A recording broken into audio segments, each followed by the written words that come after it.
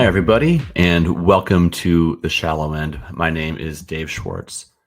On Instagram, I'm Dave Sports Cards, and today I'm going to talk about how I thought about bidding on my own card. I will explain fully, and I'm going to skip to the end in that I did not, but I want to explain the situation, and I think this is a good conversation to have because it is not something that I ever thought about doing, but then a situation arose where I started thinking, am I going to have to do this? Am I going to have to bid on my own card and risk all that comes with it, from my reputation to everything else I have tried to build as part of this hobby? Okay. So before we get to the meat of this conversation, let me back up several months ago now. So several months ago, I was on ComC. And as I'm on ComC, I am looking for sort of replica vintage cards of Albert Pujols. So like Gaudi cards that were made in the 2000s of Pujols, they cost like $1 a piece, 50 cents a piece, maybe $2 a piece. Gaudi cards, play ball cards, US Caramel cards, all these replicas, which were really, really popular in the 2000s. And so they would reprint a card of like Rogers Hornsby, but they would also put in modern players like Miguel Cabrera or Pujols or Ichiro or somebody of that era. And again, these were just cheap little inserts that were put in there. Very, very, very little value. So I'm on ComC and I'm looking at one, and I come across a 2003 Upper Deck play ball Albert Pujols. I was just there, maybe 4 or 5 copies on ComC, and my only goal for my binder was to pick out one that looked nice. So I wanted good coloring, and I wanted decent centering, good registration. It wasn't that hard. They were all mostly fine. And so I picked one out and I put it in my order. And I think it was a few weeks later where I finally requested that my order be shipped, and it got shipped. And it finally arrives, about a week, 10 days later, whenever that is. And I'm staying up late that night. My wife was out of town. And so the order was there, and I'm just kind of watching TV, and I'm like, okay, let's see what's in my ComC order. And I'm going through it, and it's like, oh yeah, this card. That's one of my favorite things about ComC, is that sometimes I forget what's in the order. So when it finally arrives, it's like Christmas. Ooh, Christmas. Ooh, Christmas again. And then I come across the Pujols card, the 2003 Upper Deck Play Ball Albert Pujols. I look at it, I'm like, oh, okay, great. I'm glad I got this one. And wait a minute, what is this? And I stop, and there's something on the card that I didn't notice on the ComC screen. And I look at it, and I'll show you what it is. So here's the card. I'm going to first let me say, for those who are listening to this podcast, there was a mark on the card that indicates it is a 1 of 1. Okay, it is a 1 of 1. And if you go to one of my favorite websites, which is Baseballpedia, and the people who work at Baseballpedia are faceless, anonymous heroes for giving us these checklists for cards that go back decades, and I really, really appreciate it. And it seems that it's a 1 of 1. So I go to Baseball Cardpedia, and what I'm doing right now for those who are listening is I am sharing a screen grab of Baseball Cardpedia's page for the 2003 Upper Deck Play Ball cards. And according to them, there is one of 1. It is called an original artwork redemption. And these original artwork redemptions look just like the cards that got printed, but they were the cards from which the cards got printed. They were the inspiration for it. And so 90 cards from the set had original artwork redemptions. And 1 of 1s, and it said it right on there. And if you're watching this, I can see my cursor now. I'm highlighting or circling over where it says the 1 of 1. From there, I jump over to PSA to see if any of these have ever sold in the past, or Card Ladder to see if any of these have sold in the past. And they are very rarely do, but they do exist. They're an actual thing. So sometime in the mid 2000s, a Lance Berkman one sold for about $300. A Jimmy Fox one sold for about $300. Sometime in the 20 teens, a Sammy Sosa one sold for around, I think, around 160 or 170, whatever the cost was. So these were real things. And what I'm going to do now is I'm going to, for those watching, I'm going to share this card. Here's the card. It's, play ball replica. Pujols is wearing a red zip up Cardinal jacket with the iconic white STL over the left breast. He's wearing a blue hat with a red bill, and on the blue hat is a single Cardinal sitting on a bat. He's got his goatee. There's a beautiful shadow in the background, clouds and sky in the background, beautiful artwork. And then as you look down across his chest, you see something that says 2003, and then in the middle of it is USA, and then it says 1 of 1. So it's like 2003 USA 1 of 1, and it's all in gold. And if you're looking on eBay, I think you might be able to find one now of JD Drew. I think he's got one on there as well. So this is a card that never appeared in PSA's pop count or SGCs or BGS. So I'm assuming that even ComC mislabeled it. It was just listed under just sort of the basic cards of this set for Pujols. And it was hard to see. You really couldn't see it in the original photo either of the cards that I selected from. I literally just lucked into this Albert Pujols 1 of 1, which appears to be genuine. Now, the next card, or the next question that one might ask would be, what do you think it's worth? And I had no idea. My best guess was anywhere between $40 and $500. I don't know. And the reason I say so low, $40, is because this is not a very desirable set. It's not even a card that anybody is really generally even aware of. The reason I say maybe up to $500 is because 20 years ago, Lance Berkman and Jimmy Fox sold for in the 300s. And about 10 years ago, a Sosa sold for about 175. Plus, this is Albert Pujols. He is, of the modern players, the best out of those players. Other than him and Ichiro, there was not a better player in this set to find the 1 of 1. Maybe there's a Pujols collector out there.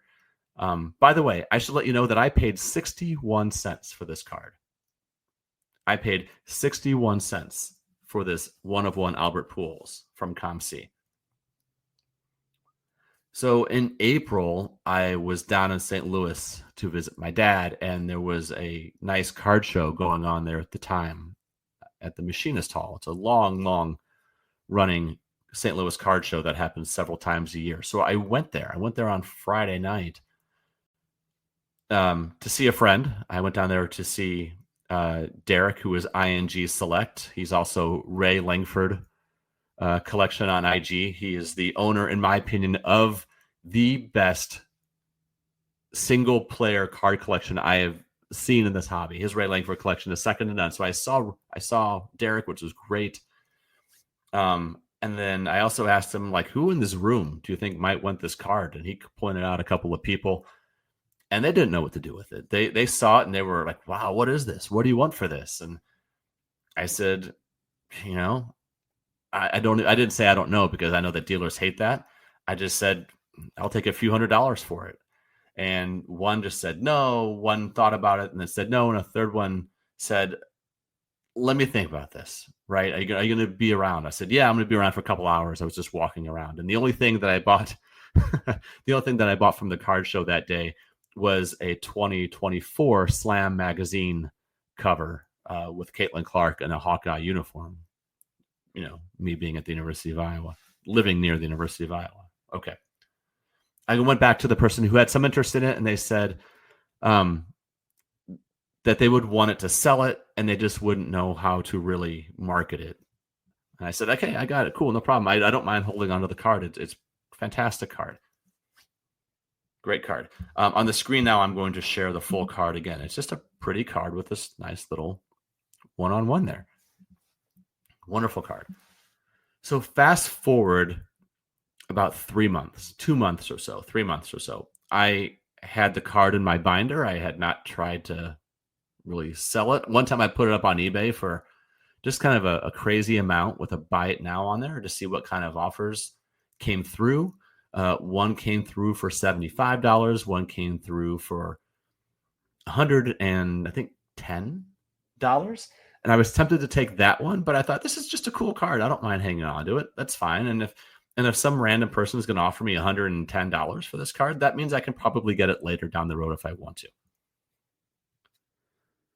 So in mid to late June, a card popped up, which I am working on acquiring. I don't have it yet, so I'm not going to say what it is.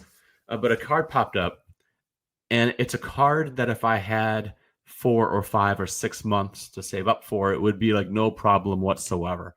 But it's a card that popped up at a really great price. I didn't have much saved up at the time, and it pops up really, really seldom. It rarely ever, if ever, pops up. So I reached out to Mark at Fund Your Cards, and I used him back in January for the very first time. And it was fantastic. He was a complete professional, and the process was professional, and everything worked out fine. And I got the card that I was working toward. And I like to think that I am probably among the lowest requests ever in terms of economic value. Into the cards that I've used him twice now. And I know that sometimes he shows cards, or he pops up on Jeremy Lee's Sports Cards Live for Fund Your Cards to talk about cards that he has helped fund for people. And let me just say that when he says that no value is too low in terms of cards to give him to work toward other cards that you want him to acquire, he means that. The card that I'm working toward right now, there was a card at auction on eBay that is probably going to sell for about $1, and he took it. Right? No, I mean, it's great for someone like me. This is a really fun service. I've used him twice. I don't know if there will be a third time, if there will be a need for it, but if there is, I'll go back to Mark. Anyway, this card that I want pops up. It almost never pops up. But I know it's going to go quick if I don't grab it. So I reach out to Mark. I say, hey, Mark, I have this other card that I want. I just put through the request on your website. And I'll put the cards that I'm, going to be used for the collateral or whatever in the mail. He wrote back, great, thanks. And he talked to the seller and negotiated a price between him and just the seller that was off eBay, which was great. So it was even a little bit less, which was wonderful. And one of the cards that I ended up sending to him was this Albert Pujols play ball artwork redemption 1 of 1. And that was one of the ones. And again, some of the cards I sent him were being sold right off, and I was checking the little boxes and getting working my way toward paying off this card. And a handful of the cards that I sent Mark were eventually sent to a consigner. Mark sent to a consigner that he uses to be placed on eBay.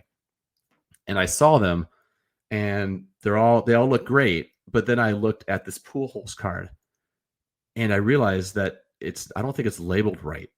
And I think now you're starting to get the understanding of what it was that was happening here. When I say that I almost had to bid on my own card, I noticed that the card was labeled wrong. So I sent Mark, when I first sent him the cards, I sent them this meticulous spreadsheet of what the cards are, something that's special about them, maybe a pop count or who knows what. On this one, I said, this is what the card is, right? And then the consigner that Mark uses, and I'm not going to say who they are because they're not here to defend themselves, but they labeled it wrong. And in my opinion, they labeled it wrong. And I have it here. They labeled it as, and I'm reading to those of you who are listening, Albert Pujols 2003 Upper Deck Play Ball Baseball USA Gold Stamp 1 of 1 Q0M-461, which I think is how they file their own things. But if you go to Baseball Cardpedia, if you go to Card Ladder, if you go to the PSA Pop Count or SGC, there's no such thing as an Upper Deck Play Ball USA gold stamp. I think they were just trying to be very literal in what they saw. I don't think they knew what they had at all. And instead just kind of made something up. I might be wrong. I could be completely wrong, and I could be the one here who is going to be eating crow. And this could be a real thing. And maybe Baseball Cardpedia just doesn't have all the information, and maybe the consignment company had the right information and I didn't. So I don't know. I want to put that out there that maybe I am wrong about this, but I don't think that I am. So as my other cards that are being consigned for my project, as they start to creep up and start to tick up in terms of bids and watchers, and some of them have 15 watchers, and some have 7, and some have 35, and one of them has like 50 watchers, and they're going up in bid and going up in bid, this Pujols card is just sitting there. And I start thinking, no one's bidding because nobody knows what this card is, and it's labeled wrong. And at this point, I'm not thinking, I want to get this card back. I'm not thinking that really at this point. So I give it a couple days and just see what happens. And it goes from 3 watchers down to 2 watchers. And there are 0 bids on it. So I send Mark a note a couple of days ago. Well, at the time that I'm recording this, a couple of days ago, saying, Mark, I think this card is mislabeled. Do we just want to try to get it back, or basically try to get it fixed? And Mark, as he tends to be, when you reach out to him, is pretty responsive. He gets back to me in like an hour and a half, and goes, I'll reach out to them. He says, I'll let them know. Great, thanks. So apparently he does that. I assume he does that. So a few hours later, that night, nothing is different. It's still labeled there wrong. And I wake up of the morning that the auction is going to end. So it's going to end on a Tuesday night as I record this. And I wake up Tuesday morning and it's still there. All my other cards have gone up a little bit. You can tell they're sort of on this trajectory. A couple are outperforming what I thought. A couple of them are underperforming, but whatever. And then this Pujols card is sitting there, but now it has a bid. This 1-of-1 third-year Albert Pujols card, this beautiful card, in which I was getting offers of around 75 to 110 for, is now sitting there with 2 total watchers and a $1 bid. And we are now, at this point, we are about 10 hours away from the auction ending. And now, for the first time, this thought enters my mind. Should I bid on my own card and just get it back? Is that a form of shill bidding? One could absolutely come to that conclusion. Yes, that could be a form of shill bidding. Or at the very least, a form of price manipulation. Now, one thing that I could do, assuming this card was going to go really low, is I could just put a serious mega bid on it. And just whatever I ended up winning the card at, I just get the card back. But that's risky. And the reason it's risky isn't for me because I'd have to pay more, because I always pay. I would never, ever non-pay.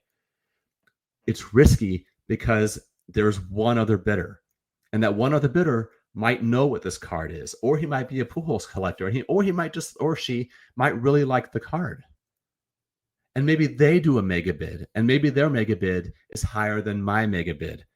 And then I have really screwed that person over, because maybe they could have won the card legit for like $1.50. But in my panic, I make them instead pay, $80 for it. In which case, I would have to then try to track them down to give them their money back, because I then really screwed them over. I would never want to do that. So that's the conflict going back and forth in my head. I started thinking, how much am I going to have to mega bid this card to get it back? Or do I just let it go and say, well, whatever. This is kind of the game you play sometimes. First, I reached out to Mark again. I said, Mark, I think it's time to get the card back. No more trying to fix it. We need to get this card back. It's time, because it is listed wrong, and you can see what's happening to it. he says, I'll reach out to them again. So an hour passes or so, and I check and it has not been changed at all. It's still sitting there. I'm thinking, oh my God. And what starts going through my head now isn't the money thing. What starts going through my head is Rob Gerard, the sports card therapist. For those of you unfamiliar, Rob was a collector and a fantastic podcast host from around 2001 to 2003. He had episodes once or twice a week. And then once or twice a year, he would do a few weeks or a month of roundtables in which he would bring together 3 or 4 collectors to talk about certain topics. And those remain, in my opinion, the best sports card content I have ever consumed were these roundtable discussions. I love these things. Well, in November, I think it was, excuse me, I think it was around November of 23, he appeared to have been caught non-paying items on eBay by another collector who sort of sleuthed it out that Rob had non-paid on some Eli Manning. I don't know if it was Prism Gold or Topps Chrome Gold or something along those lines, or Select Gold or whatever it was. That same day that the accusation came out, or the day later, I remember I was at the gym and I was working out, and up comes this Instagram reel, and it's Rob trying to explain what happened. You know, among the things that I teach, I teach communication and media, is I teach crisis communication, and I teach image repair, and I teach what not to do in terms of crisis. And the way he handled it, I just start seeing this, oh no, giant red sign flashing through my head, like this was a disaster the way he was doing it. And within a few days or so, or a week, he was gone. He was gone from the hobby. He had deleted his Instagram account. He had deleted all of his podcasts. A couple of them are still on YouTube, including the roundtables, which I will still go back and check out every now and then. But that's what I started thinking about. In the discussions around the hobby that ensued after this, there were discussions of shill bidding, which is not what Rob did. I want to make that very clear. But what I was considering doing with this card, with this Pujols card, might be considered a form of that. But in the discussions, some people would say that the only time it's acceptable to bid on your own card is when there is a listing error. Something like exactly what is happening right now, or what's happening with my card. And because you're trying to then protect yourself, ideally what you try to do is you try to get the card delisted. Now, if you're putting the card on eBay yourself, you can just take it down, you can fix it. But if I remember this specifically, somebody brought up the example of if you have the card at a consigner and they have it wrong, and you can't reach out to them, and they won't fix it, then it might be okay to bid on your own card. But you run the risk of the thing that I was scared of, which is you don't want to put anybody else in financial jeopardy. I just wouldn't do that. So ultimately, what I decided is that I was not going to bid. I wasn't going to do it. Rob Gerard, who, as I've talked about before, he is the one that encouraged me and got me into podcasting. He's the one that pushed me into starting the Shallow End. I would not say that we were great friends, but we were definitely friendly. I would definitely consider him a friend. I have not kept in touch with him since he vanished off the face of the hobby planet, other than once to check in on him and to let him know that I was taking my podcast off the Wolfpack Network. And he said he understood and good luck. And that was it. And that was back in 23 as well, I think, or early 24. I can't remember. But I could not risk my reputation, even if I felt like I might have been justified. As I've learned from crisis communication, as I've learned from image repair, once you have to start justifying your actions, you are already starting to go down that slide. And even if 90% of the people believe you, there will be 10% of the people who never forgive you. And while I don't want to go around trying to live my life in fear of what others think of me, there are certain actions that you can take or not take that will influence how people perceive you. And I decided, you know what, I'm just going to eat the cost of this card, of the Pool Holes Play Ball Artwork Redemption 1 of 1. I said at the beginning of this podcast that I assumed it would go for as little as 40, as much as 500. And if this card was going to go for as little as 40, then that was just not worth my reputation. If it was going to be like a $10,000 card, yeah, maybe that would have been different. I don't know. But seeing this card go for maybe $1 or $5, which is what I think was going to happen with this card because it was labeled wrong, it just wasn't worth it. The right thing to do was just to kind of let it go, to let it go, and maybe I would never use this consigner myself, right? But you've got to think about what is right. And the worst case scenario here is that if I had mega bid on it and then so had somebody else, I would have really hurt that person. I would have really hurt that person's finances or their potential hobby financial outlook, and that was wrong. And I would never want to do that. And so I said, that's it. I said to myself, I'm going to eat the cost no matter what. And so whatever, I moved on with my day. And then I went and checked eBay later because I check eBay too much. And I was following my cards, the cards that I have through Fund Your Cards and through this consigner, I follow because I like to track to see what they're doing, and I obsess over them. And there was a card that I was following, and my ended cards that I was following that had ended, had ticked up one. And I decided, oh, okay, which card did somebody buy? You know, it was probably some card I had a saved search on, like a Brian Jordan card. And it was the Pool Holes, which means that the consigner finally listened to Mark and took the card down. So decision / crisis averted. Crisis averted. And now I think I would just prefer to have the card sent back to me so I can send it off to a grading company where I can feel better because the card is now officially recognized by some grading company about what that card is. And then maybe somebody who wants to buy it will feel better because they know exactly what it is. But I tell you what, that was a really bad feeling. That's not the reason I got back into collecting cards all those years ago. I got back into collecting cards because I like collecting cards. And I started doing a podcast because I like talking about cards and I like meeting people. And for a very brief time there was a moment where I had to make a decision that could have affected my relationship with the hobby and the people in it. I didn't want to hurt somebody financially. I didn't want people thinking that I was shill bidding in any way. And that's why I decided to sort of just let it ride, if you will. And then I was really relieved. I won't say grateful because that's something they were supposed to do, is take the card down. But I was really relieved they took the card down because now I'd never have to decide whether or not to jump over the edge of the cliff or not. I can just turn back around and walk away from the edge of the cliff.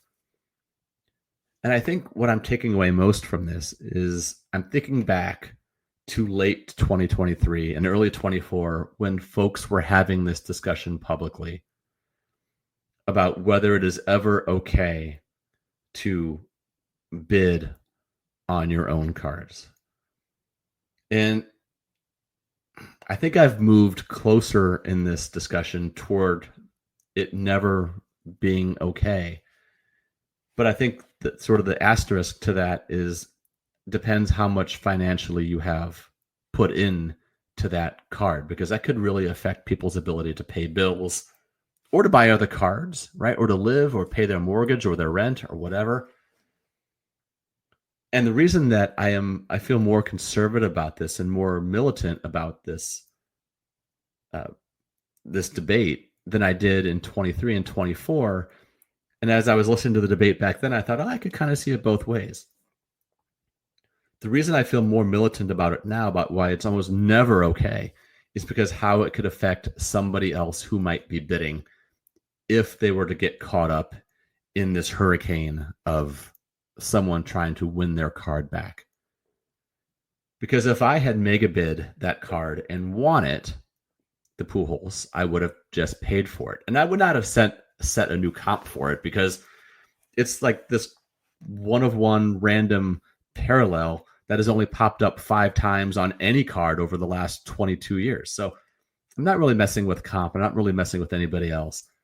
But I really would have been messing with this other bidder had they won the card and had I jacked up the price on them. And so because of that, to reignite this whole shill bidding type of debate, to me, this is just my opinion, but to me, the only time it is ever okay for someone to bid on their own card is when someone else, such as a consigner, has put you in the spot to really significantly and perhaps irreparably damage you financially. Now, there will be caveats to that, and we can have that discussion later if you want to have it. But I tell you, man, I felt icky. I could feel like a queasiness in my stomach, like, I want to bid on this card. I cannot let this card go for like $1.50. I don't care if I did pay just 61 cents for it. This is a card that I've already been offered, $110 for. And maybe, I'm going to the National here in a few weeks, and maybe I can get $50 for it, or 75, or 5 billion. I don't know. But cards, sports cards, they do funny things to us. Sports cards play funny games on us. They trick us. They misplace priorities. They make us think that they're important when they're not. I mean, sports cards really are not important. They're a hobby, like golf. Golf doesn't matter. Sports cards don't matter in the long run, right? Any hobby, takes a back seat to who we are, who we want to be, and the people most close to us, around us. So that's it. That's it for this episode of The Shallow End. I thought this would be an instructive conversation to have, to kind of bring back to the forefront a little bit. And I'm glad that it worked out the way it did. I was ready and willing to take the hit on it, but that was a far greater outcome than making somebody else's hobby experience more expensive or worse than it needed to be. Because this is a space, we're not lone operators here, right? What we do affects other people. What that consigner almost did by not changing it or taking it down fast enough led to a decision that I had to make, that if I had made the wrong one would have hurt somebody else. And who knows how this, it's like paying it forward, but paying it forward with a backhanded slap. At some point you've got to be the one who doesn't slap back. And I was going to do that, but hey, all's well that ends well, right? Hopefully I get my card back, and it's a beautiful card. And if it stays with me, it stays with me. And if it goes to somebody else, it will go to somebody else under the proper pretense. So thank you for listening to The Shallow End. I appreciate it so much. And I'll talk with you again next time, whenever that may be.